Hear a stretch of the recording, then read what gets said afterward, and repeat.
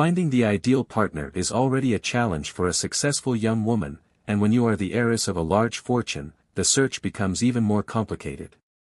Pamela had always been the pride of her father, and their relationship grew stronger after the death of her mother, who died after a long illness while Pamela was still studying. During this difficult period, father and daughter supported each other, forming a bond so strong that no one else could enter their world. After a few years of solitude, Mr. Morrow, Pamela's father, decided it was time to look for a new partner. Despite several attempts, no woman managed to please Pamela. It was not just jealousy, but the perception that these women were naive and more interested in money than in a relationship.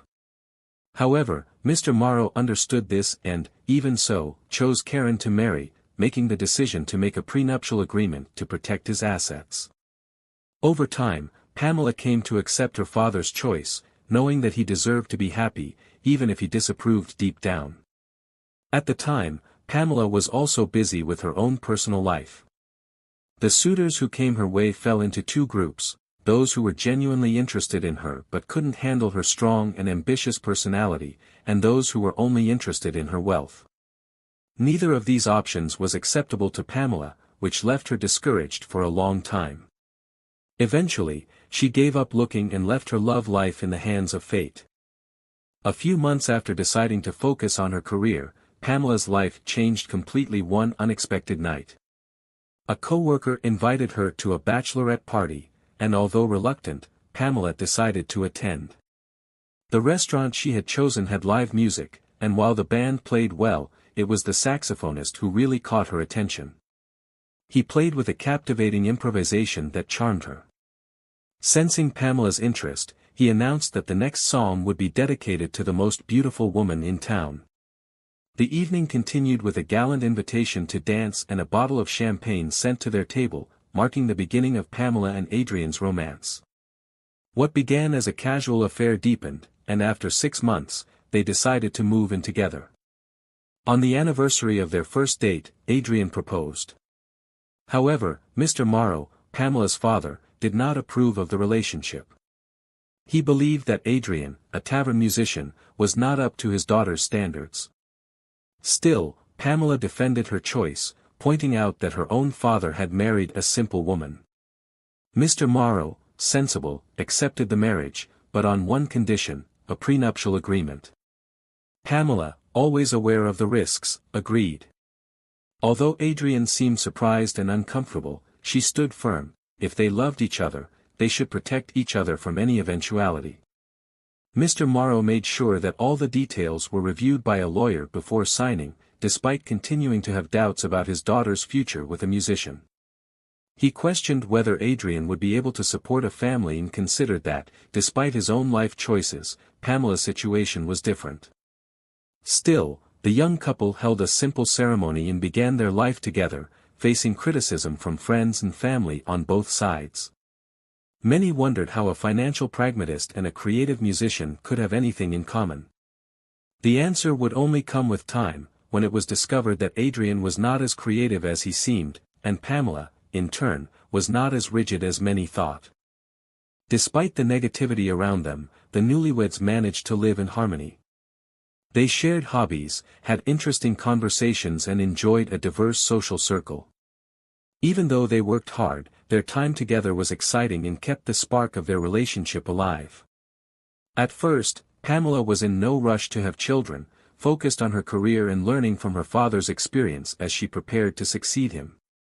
Adrian understood this and did not pressure her.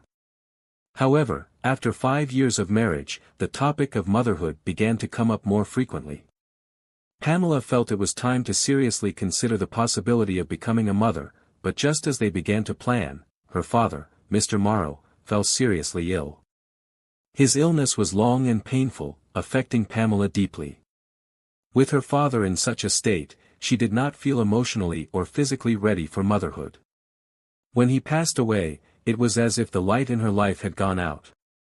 Although Pamela's long illness may have prepared her for the loss, she never felt ready to say goodbye to her dearest relative. At the funeral, people tried to console her with things like, "He's at peace now," but Pamela, despite forcing a smile and accepting condolences, felt like screaming. The pain of the loss was intense, and she isolated herself, spending days in bed, crying and drowning in sadness. A few days after the funeral, Pamela realized that this behavior only made her sink deeper into depression and negative thoughts. She knew she had to react and return to normal life. Determined to get back on her feet, she decided to return to work 9 days after her father's death.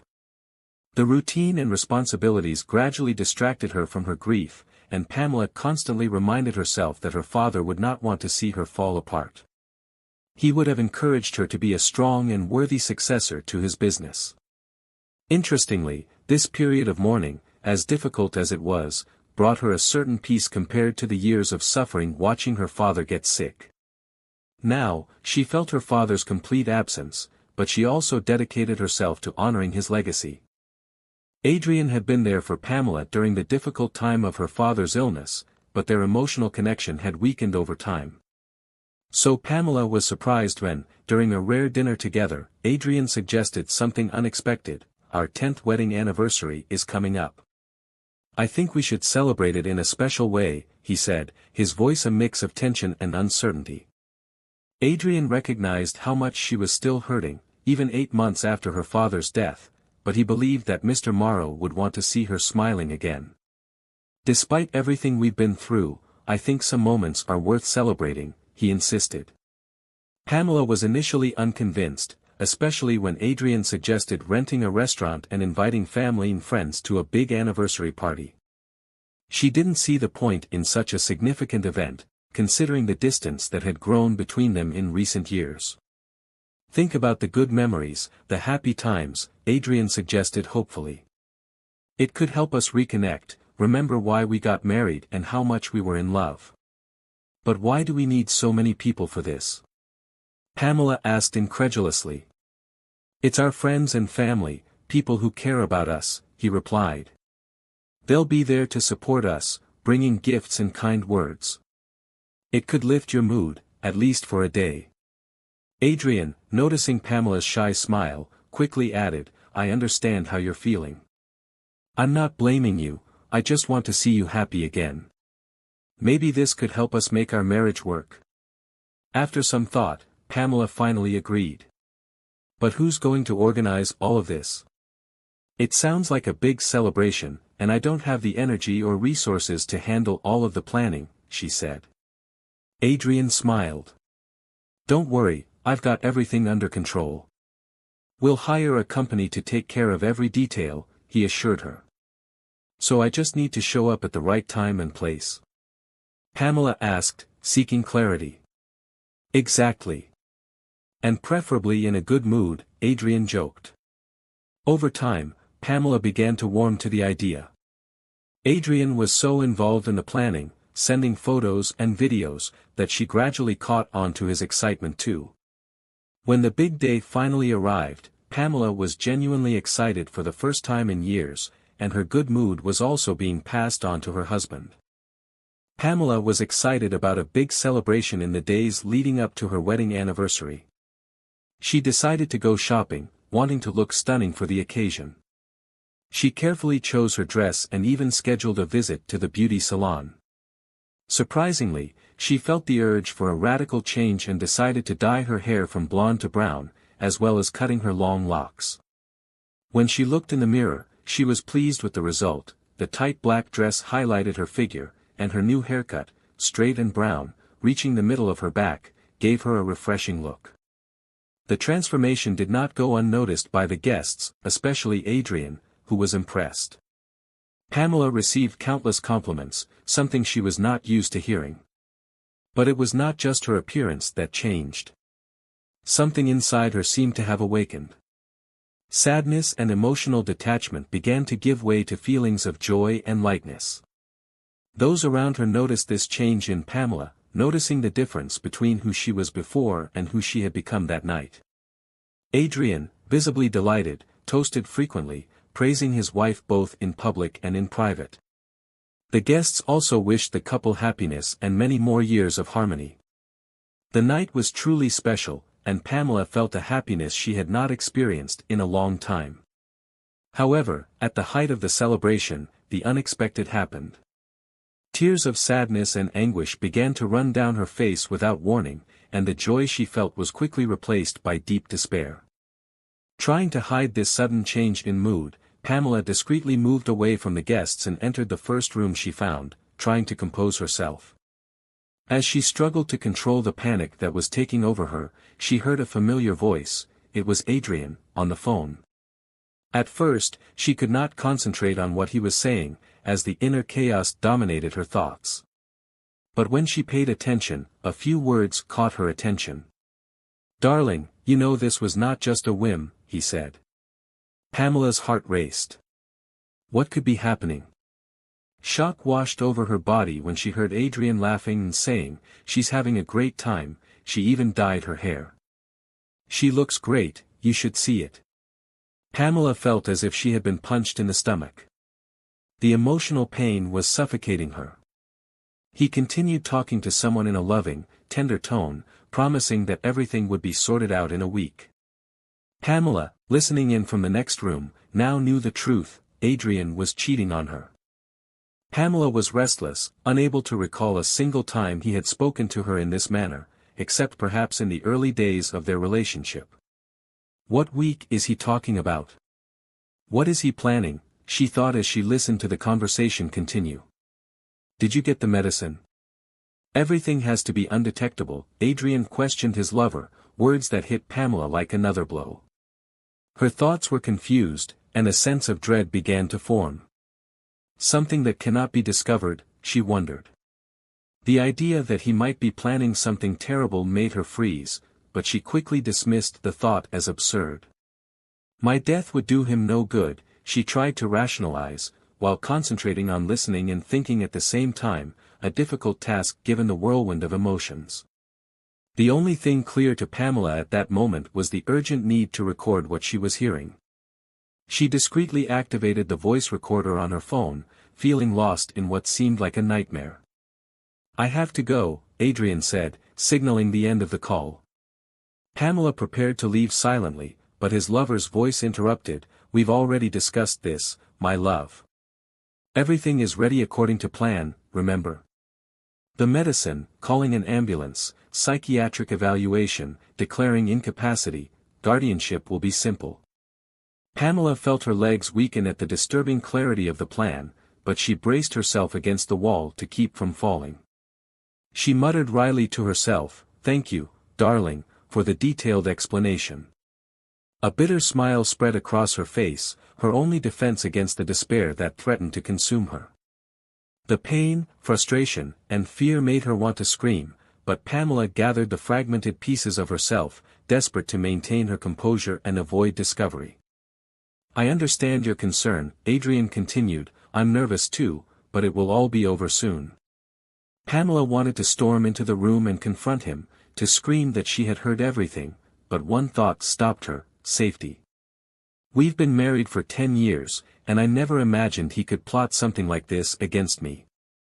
What else could he be hiding? She realized it wouldn't be safe to create a scene at this point. He was still her husband, and who knew what other plans might be in the works. With a heavy heart, Pamela returned to the restaurant, sitting at the table with the same serene expression, giving no indication that anything was wrong. She knew she needed to deal with this strategically. So they're going to commit me to a mental hospital and declare me incompetent. It makes sense, Pamela reflected, understanding the macabre plan Adrian was hatching. My father never anticipated something like this in the event of my death, and with that, Adrian gets everything.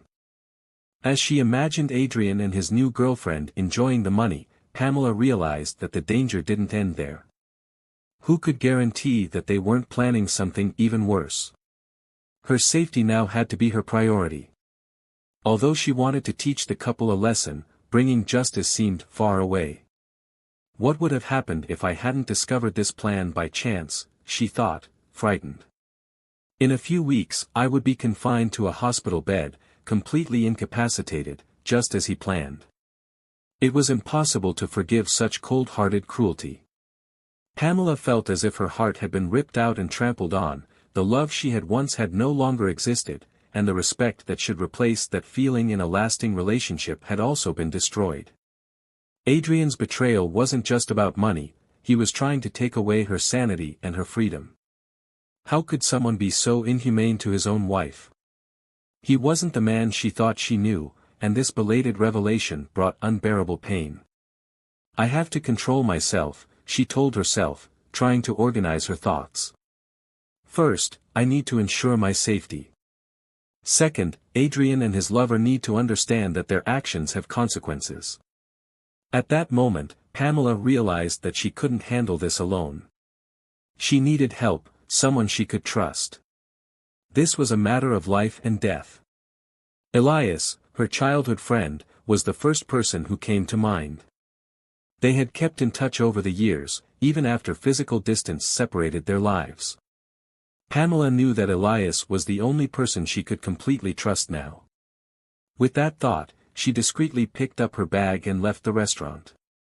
She walked a few feet before hailing a taxi, avoiding any interaction with the guests who were smoking or seeking fresh air outside. Meeting Adrian at this moment would be too much for her. Passing quickly, illuminated by the headlights. She tried to clear her mind, mentally replaying the recorded conversation. Each word Adrian said felt like a knife, causing deep pain. Even so, she insisted on reliving the conversation, as if trying to understand how the man with whom she had celebrated 10 years of marriage could conspire for money. Did he feel any remorse? From the cold tone, it seemed that he did not. When the taxi finally pulled up to Elias's driveway, it was already 3 in the morning. A great time for an unexpected visit, Pamela thought, wondering if she should wait until morning. However, something made her realize that her problem could not wait. She took a deep breath and dialed the apartment number. Her anxiety grew, and she wondered if Elias would be home. Soon, she heard Elias's sleepy and confused voice asking who he was. "It's me, Pamela," she answered quickly. Seconds later, she heard the sound of the door unlocking. "Sorry to show up like this, but it's urgent, I have nowhere else to go," she said, as Elias invited her inside without attracting the attention of the neighbors. "Let's go to the kitchen, give me a minute to change," he suggested, disappearing momentarily. Pamela sat in silence, trying to hold back her tears. When Elias returned, he mentioned that he had sent her a message the day before, congratulating her on their wedding anniversary. Pamela, unable to hold it in any longer, began to tell him what she had discovered, how she had accidentally overheard her husband's cruel plan. Elias, in shock, remained silent, absorbing every word. "What are you going to do now?" he asked, concerned. Pamela replied firmly, "My priority is to ensure my safety and take action against them. I can't predict what they will do next." Elias, sympathetic, assured her, "As long as you're here, no one will hurt you." Pamela felt relieved, but still embarrassed. "I'm sorry for burdening you and waking you up like this," she said, trying to hold back her embarrassment. Elias smiled gently, offering support. "Enough of this, or will you be offended?" Elias tried to ease the tension. "Friends are here to help, so support yourself. Now that the first step has been taken, we can wait until tomorrow to decide the next ones. You need to rest." Pamela felt slightly uncomfortable. She knew Elias didn't want to hurt her, but after her husband's betrayal, she was more sensitive. Even so, she answered with a restrained smile, "Oh, it was just a joke." "Okay, tomorrow, as soon as we wake up, we'll try to contact someone who can help us." Suddenly, Elias, as if something had woken him up, asked, "Pamela, did Adrian call you or text you? Does he know where you are?" "No," she answered. "I put my phone on airplane mode as soon as I got in the taxi. He probably tried to call me several times, but I didn't answer. It's better to keep things like this until tomorrow. We'll decide what to do later." As soon as Pamela's head hit the pillow, she fell asleep, but she spent the night having nightmares, and woke up around 11 a.m. feeling even worse. In the kitchen, she found Elias waiting for her with a cup of coffee. "Good morning. How did you sleep?" Elias tried to start the day in a good mood. "To be honest, I barely slept," Pamela replied, still sleepy. "I had nightmares all night." "We'll figure this out," Elias said determinedly. "I have a friend in the army, Pedro, you must have seen him around." "I don't remember," Pamela replied, confused. "He works in security for special operations now. He can help us without raising suspicion," Elias explained. Pamela nodded. "I can't trust anyone in the company.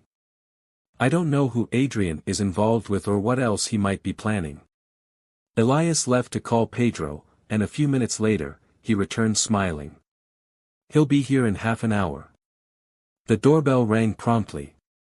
Elias opened the door and returned with a tall man. "Nice to meet you, I'm Pedro. Now, tell me what happened." Pamela repeated everything she had told Elias the night before. With each word, the situation seemed more complex. Pedro listened carefully and, after thinking about it, commented, "This is well planned. Do you have a prenuptial agreement or a will?" Pamela nodded. "Then it's best to stay calm. We need to proceed carefully.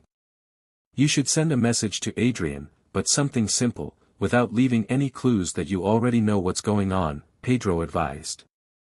Pamela nodded, realizing the seriousness of the situation and the need for caution. "Maybe we should use their own plans against them," Pamela suggested after thinking for a moment. "What if we invent a reason for my disappearance, something that seems to confirm my instability? That could serve as a trump card against whatever they're plotting." Elias, a little confused, replied, "I don't quite understand." Pedro, however, interrupted, "I think I know what she means. But the story needs to be convincing. Men can be naive, but your opponent will analyze every detail of your version. Sorry to be blunt, but it's reality." Pamela, with a trembling voice, replied, "They're trying to make me look crazy, attributing everything to my father's death. I've been taking medication and going to therapy, so I can say something like, 'I can't take it anymore, I miss my father so much, I need some time alone.'" She finished the sentence nervously, biting her lip and fiddling with the rings she was wearing. Pedro nodded. "Sounds good. Send that message. I'll take care of the rest." Elijah walked Pedro to the door, and when he came back, Pamela looked at him. "What do you think? If you trust me, trust Pedro too. He's helped me before, I know he's trustworthy." "Yeah, I'm not questioning him. Pedro seems like a great person, but I'm not judging anyone's character right now. It's just that I'm really nervous," Pamela confessed. "Oh, and I saw your fridge. How do you live like this?" "Here's what we'll do, go to the market, I'll cook us something." Elijah smiled, relieved to change the focus of the conversation. However, just as he was starting to relax, an urgent knock on the door interrupted them. "Pamela, can I come in?" Elias asked. "Sure, come in," she replied, waking up quickly. Elias answered a call on speakerphone. "Pedro, you're on speakerphone. Pamela is here. I found out the name of Adrian's lover. The person behind all this is Karen," Pedro said. Pamela was stunned. "Karen?" she repeated, not understanding at first. "Yes, your father's widow. She's the mastermind behind the whole scheme, and Adrian is just being manipulated by her." Pamela froze, it was more than she could bear. She had already suspected something, but she had never imagined something so complex. Desperate, she ran to the bathroom and vomited. Elias, outside, waited anxiously. He was worried about her emotional state, but now her physical well-being also scared him. After a while, Pamela came out, pale. "Elias, could you go to the pharmacy for me?" "Sure, what do you need?" Elias answered without hesitation. "Pregnancy tests. Can you get them, please?" "I'm going now," he said, leaving in a hurry. Pamela had been trying to get pregnant for years, but after so many tests and treatments, she had almost given up hope. Now, she realized that she was almost 2 weeks late, something she had not noticed due to the stress and constant pressure of the last few months. There wasn't much time to think. Pamela already knew she was pregnant, the pregnancy test would only confirm what she already suspected. Elias came back quickly, as if he had run to the pharmacy, bringing 6 different tests, varying in price and specifications, determined to be cautious, which drew a smile from Pamela. In a few minutes, they all showed the same result, positive. The second line was there, clear, and now she was absolutely sure. She was pregnant by the man who tried to have her committed to a psychiatric hospital to live off her money. Pamela felt a wave of rising panic, but before she could lose herself in these thoughts, Elias knocked on the door, concerned about the silence. "Pamela, are you okay?" he asked calmly. She snapped out of her reverie. "Yes, I'm leaving now." After washing her hands, she went to the kitchen. "What's going on?" Elias asked impatiently. "I'm pregnant, what else could it be?" Pamela answered seriously. Elias was visibly surprised. "Is it Adrian's?" "Of course, who else would it be?" "Unlike him, I didn't cheat on him," Pamela replied firmly. Elias looked at her with wide eyes, clearly more distraught than the mother-to-be herself. He stammered, stopping mid-sentence. "And you're going to have the baby?" "Yes, of course. It's not the child's fault. They don't need to know the father or know anything about him. It's the upbringing that matters, not the genetics." Pamela continued, "We tried to have a child for years, and it never happened. Now, one day after finding out Adrian's true colors, I find out I'm pregnant. It almost feels like a joke of fate. I really don't know how you're dealing with this." "It's a lot to process in one day," Elias said sympathetically, placing his hand on Pamela's shoulder. "You've done so much for me, I can't thank you enough," Pamela said, pausing for a moment. "I just want to help," Elias replied. "You wouldn't be in this situation if it were me." "You're not naive and hopeless like Adrian," Pamela said sadly. "You've known him for so many years. It's understandable that you didn't see this coming. But hey, maybe this is a gift from God. You've always wanted a baby. Maybe it didn't happen the way you expected, but here it is," Elias said, trying to lift her spirits. "Okay," Pamela sighed, feeling slightly better. "Let's celebrate then." Elijah, overcome with relief, went to the store and came back with Pamela's favorite cake. Without hesitation, they ate straight from the box, laughing and talking until the early hours. He also brought a teddy bear as a gift, saying it would be the baby's first toy. The evening ended on a high note, despite everything they had been through. During the following week, they did not hear from Pedro. Elias tried to contact him several times, but only received curt responses: "If there is any news, I will call." This discouraged both Pamela and Elias, but there was nothing they could do but wait for the investigators' results. Then, early in the morning, at 7 a.m, the doorbell rang. Elias went to answer the door and found Pedro smiling. "Good morning. How are you?" "Hi, Pedro," Pamela answered from the bedroom. "What's new?"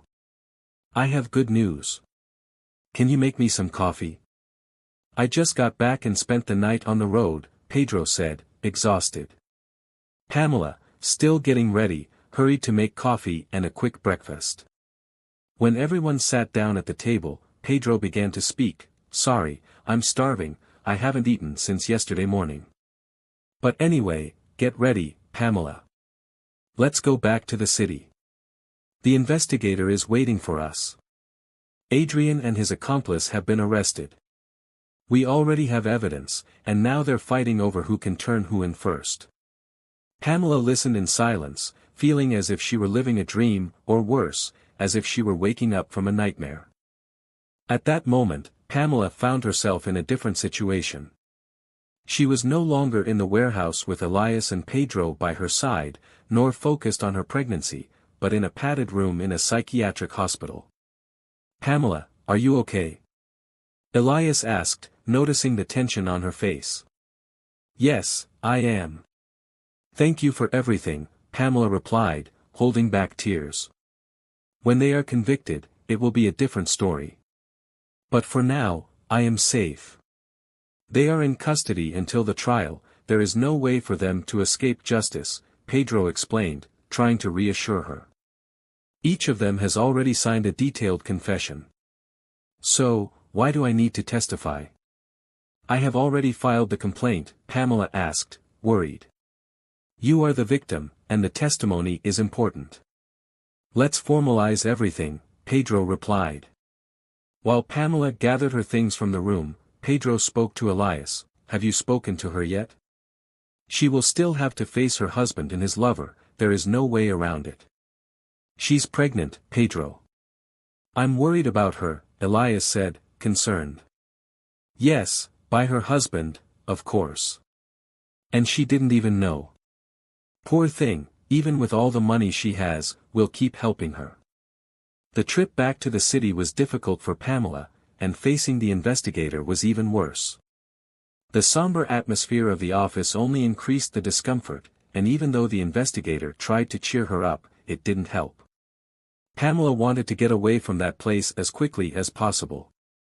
Pedro had arranged everything so that the process would be as quick and smooth as possible. "Home," Elias said, when they finally got out and into the car. "Which home? Where is my home now?" Pamela murmured thoughtfully. "I can take you to our old country house, if you want," Elias suggested. "Yes, I want to go there. Neither Karen nor Adrian were there. I want to erase those people and all the memories related to them from my life. I'm going to sell the apartment and the house where we lived and start over.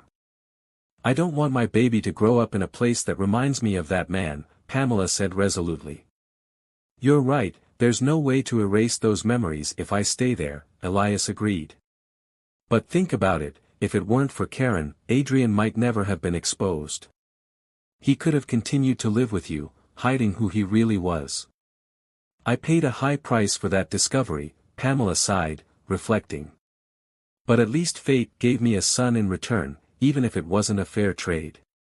Despite all the conflicting emotions, Pamela was grateful to have Elias by her side during such a difficult time.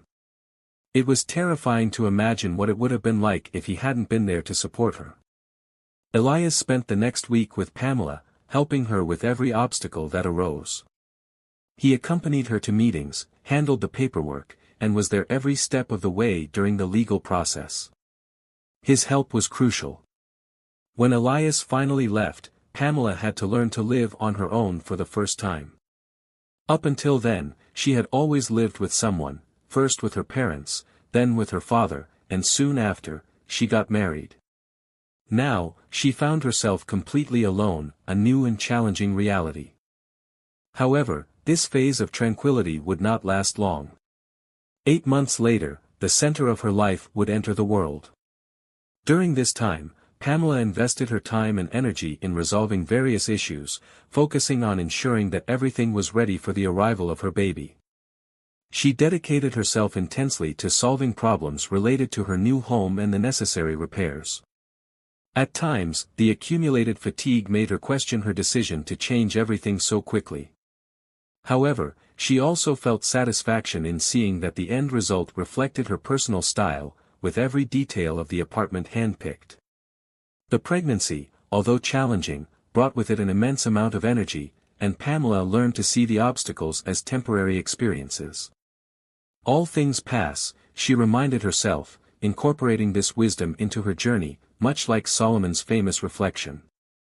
She took a philosophical approach to the periodic summonses to the investigator's office and the court appearances. When she learned that Adrian and Karen were in custody, the idea of confronting them seemed daunting. However, as she attended several hearings, she realized that those who wished her harm had no power to control her life.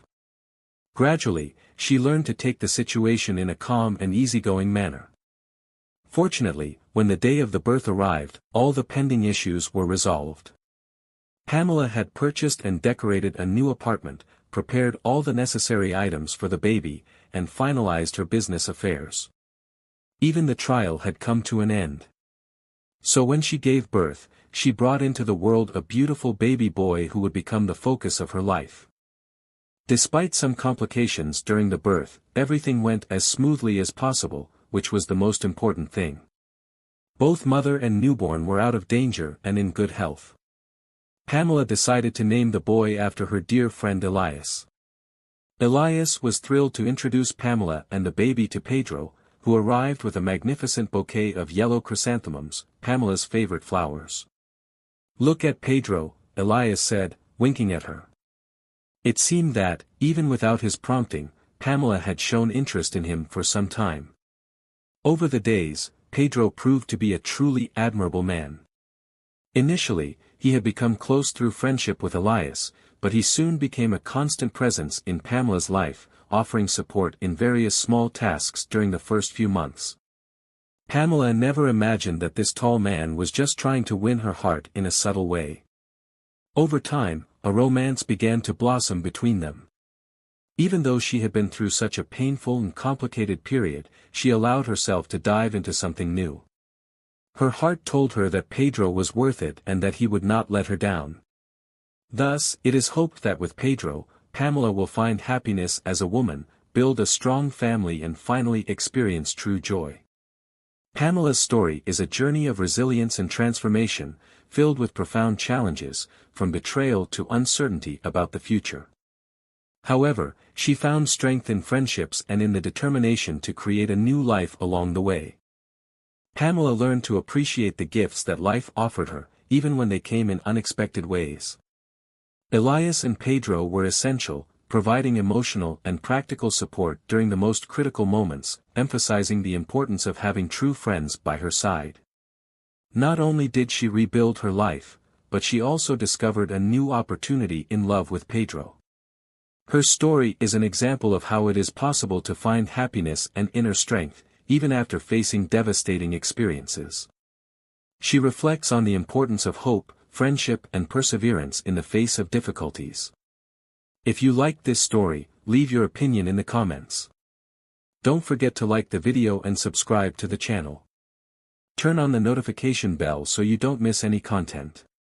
A big hug and see you soon.